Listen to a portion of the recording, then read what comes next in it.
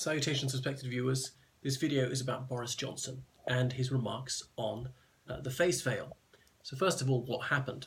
Boris Johnson, former Foreign Commonwealth Secretary, published a 1,000-word article, and in it he mentioned two controversial phrases, or used two of these tendentious phrases, saying that women who wear the veil look like bank robbers and they're like letterboxes.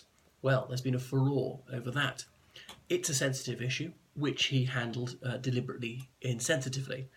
He is a wordsmith, so he will have known exactly what he was doing. If anyone who could express himself in a more delicate manner, it's him. It's a controversial issue, which he's tackled in a trademark controversial manner. He is notorious for his gaffes, but some of them, I suppose, are studied. He is always calculating. He may have miscalculated. So that's what he said. He did emphasize that he believes that the face veil, or the burqa, as it's sometimes called, should be permitted by law. Why did he do this? Why did he stoke such controversy? He's always got his eye on the leadership. He missed out a couple of years ago. Theresa May's poll ratings are dipping, and she's in all sorts of hot water over Brexit. Flat spin, there are other problems on the horizon with crime and so forth. So Boris Johnson's sister, Rachel, vouchsafed some years ago that as a toddler, he fantasized about being world king. So Bojo is nothing if not ruthlessly ambitious, always has been, and willing to jettison principles at the drop of a hat. For him, it's all about personal advancement. He has one principle in politics, and that's numero uno. He's trying to get up that greasy pole. So he reckoned this would give him a better shot at it. So people have called upon Boris Johnson to apologise, and he steadfastly refuses to do so. So people have said that his remarks were Islamophobic. Now, Islamophobia is a real thing. What is Islamophobia? And that's stoking hostility towards Muslims in general, and an irrational hatred of Islam as such. Some people believe, for instance, that the Prophet Muhammad, peace and blessings upon him, mounted a winged horse with the face of a woman and flew to heaven to have a discussion with Allah, that's the Muslim deity, overnight. Now, believing that doesn't make you a bad person or a good person per se, but if you're trying to say that because someone believes that he or she is wicked or ought to be mistreated, well, yes, that would be Islamophobic. Someone prays in the direction of Mecca 5 times a day, no skin off my snout.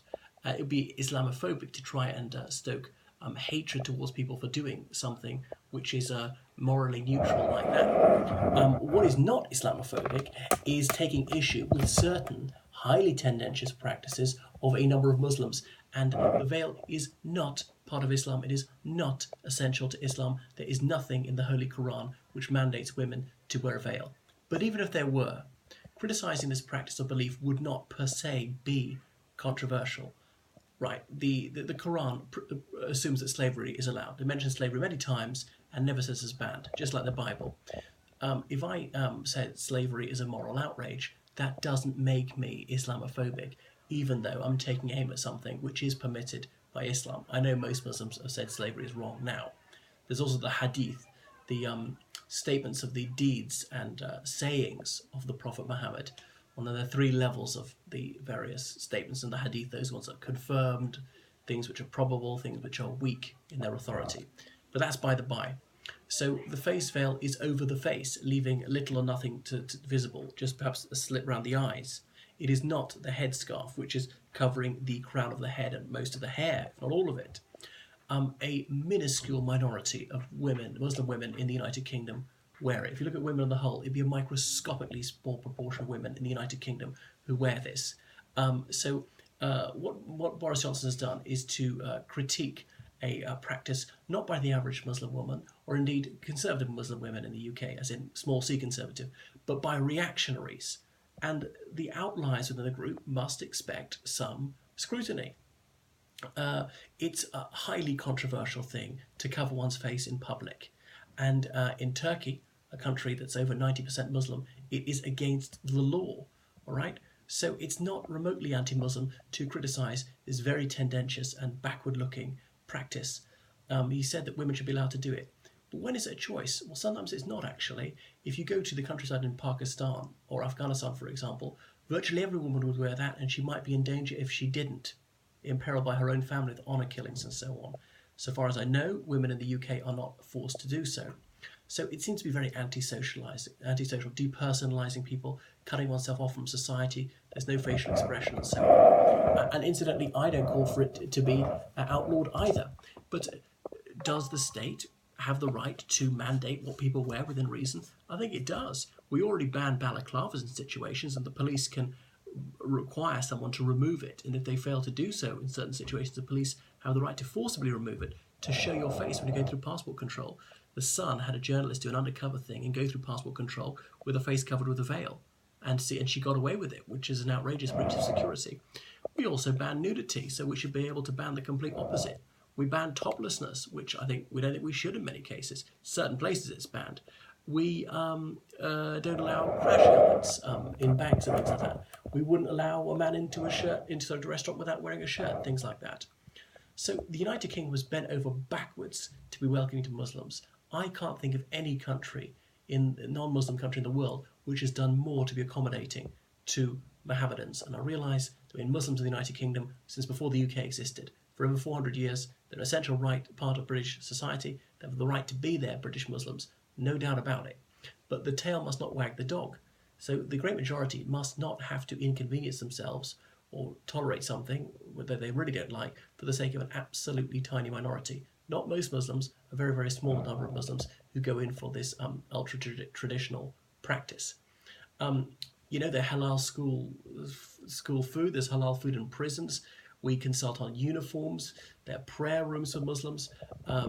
So a lot is done. The government has meetings of the Muslim Council of Britain, everything to handle the Muslim community with kid gloves. So they ought to be very appreciative, and indeed some of them are. In some places like France, they have no truck with this. It is not racist what Boris Johnson said. Okay, some people are conflating race with faith. That is moronic. It is illiterate to claim race and faith are the same thing. A race is something one is born into and one cannot leave or cannot join. I belong to whatever race you think. I didn't choose that. It's not bad. It's not good. It's morally neutral. It is not a set of beliefs. A faith is, by definition, a credo. It is a set of beliefs, and often practices go with that. People choose their faith. Yes, you may be brought up in the faith. You have the right to leave it at any time, to join another one at any time. Obviously, in Sharia states, you don't. That's why with Islamic law, where leaving Islam is punishable by death, but leaving another faith is not. Well, if you move to Islam, that is. This is ridiculous. And it's outrageous the way he's been so execrated for saying what millions of people are thinking. I think often reasonable people.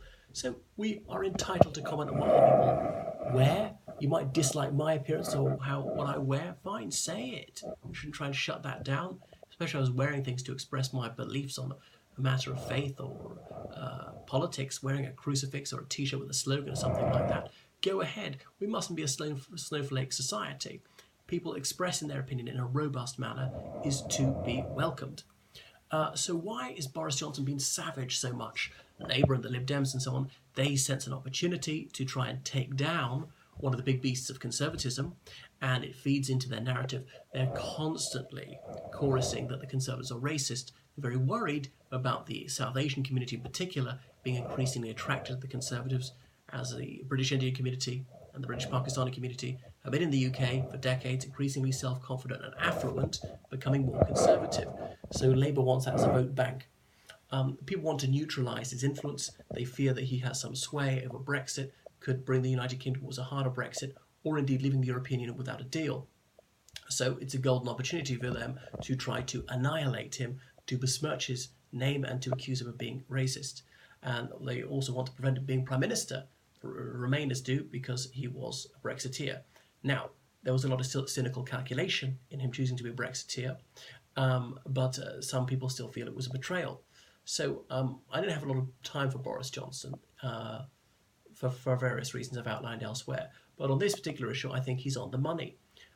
So here he is speaking up for women's rights, for equality, for assimilation, for integration. Surely that should be welcomed, and not trying to silence him for saying something reasonable. You might disagree with him, but you shouldn't make these bogus accusations of racism against him. It's the boy who cries wolf, because next time there really is racism, people will be less willing to believe it, because he was falsely accused of racism in a nauseating attempt to give him a bad name. So, yeah, it's vengeance for Brexit and various other things. Boris's enemies are legion. His personal following is dwindling. He's never going to be PM, by the way. And this may have been the last nail in the coffin. People have even, a Labour woman even called for him to be expelled from the Conservative Unionist Party. So the Prime Minister and others have demanded that he retract and apologise, and he's refusing to back down. He's thereby escalated it. Now, Bojo may be hoping to attract some former UKIP voters, things like that, to stay relevant because he's no longer in the headlines. So it may be a bit of a Trumpian calculation, attention-seeking, but he still said something reasonable in admittedly provocative language. But we need to get people's attention on this. Now, France and Denmark have criminalised wearing the burqa. Yes, that's right. It's a criminal offence in those countries to wear a face veil. Okay, so women get a fine if they don't do that. They repeatedly do it, repeatedly refuse to pay the fine. They eventually go to prison.